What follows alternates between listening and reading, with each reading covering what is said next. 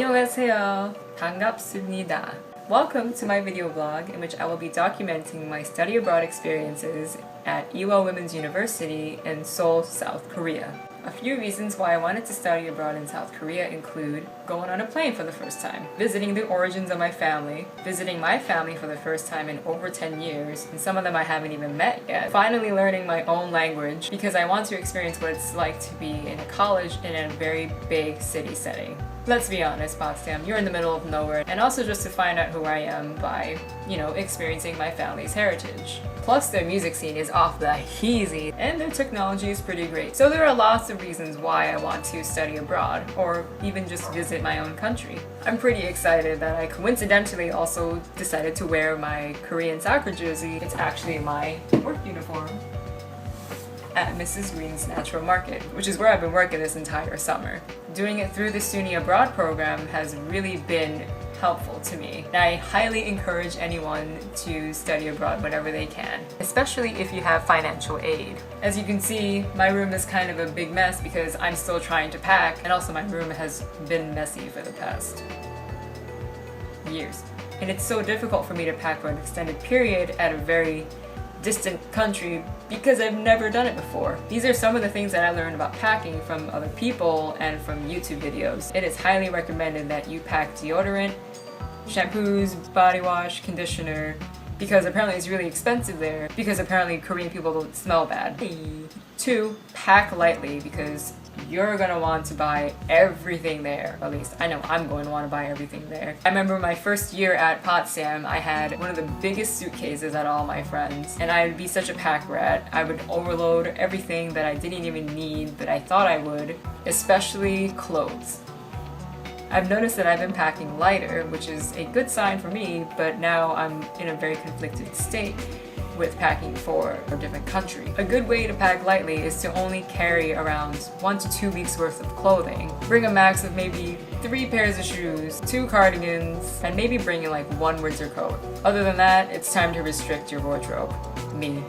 What I've also learned in terms of packing advice, number 1, is that deodorants, shampoos, conditioners can be put on your checked luggage, not your carry-on luggage, because your carry-on is what really matters on how much liquid capacity you can bring. Packing advice number 3 that I learned from someone is that it's a good idea to pack an empty bag with you in case you want to bring a lot of merchandise. I know I'm going to. My only real difficulty with packing is that I'm going to be trying to be carrying 2 instruments, a violin, which is my primary instrument, and a ukulele. There's a lot of counts and pointer counting in this video. What I do know about instruments is that it is much safer to have the instruments as a carry-on than it is in your checked luggage, because apparently they're not so safe with them. I will be departing via Newark Airport in New Jersey at 6:10 a.m. I'll be arriving at San Francisco at around 9:30 with a 1.5 hour layover time, and then going back on the plane at around 10:45, and then it'll be an extraordinary 11-hour flight to Incheon Airport. Considering I've never been on a plane before, this is going to be an experience within itself. What's cool about me going to South Korea is that I won't be alone there. I'm going to have my family.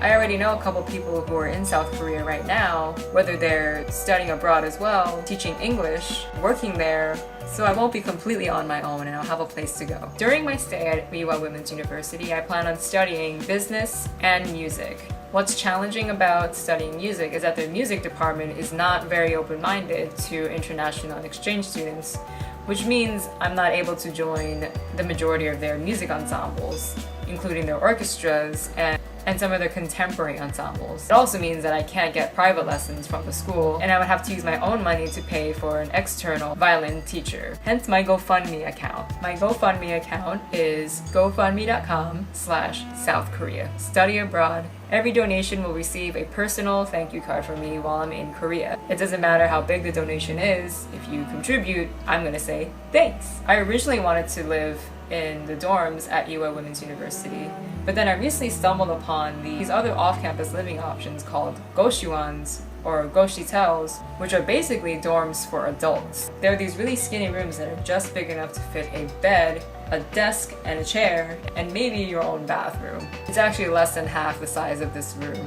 That's how small they are. But what's cool about them is that they have community areas where you can mingle with other tenants that live in the building and not be seen as just a student, but also as a resident of Korea, which would really help me assimilate in the culture. I'm hoping that as I keep making these video blogs that I'll get better at public speaking, because I can't do a single thought in one shot. And in doing so will help me grow as a person and maybe as part of the professional world. I hate to leave things awkwardly, but if you have any questions, feel free to leave me a comment, an email, leave me a Facebook message, and you'll get to know more about me and about my experiences at South Korea and why I decided to do it.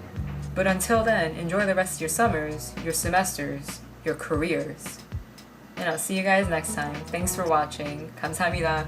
안녕.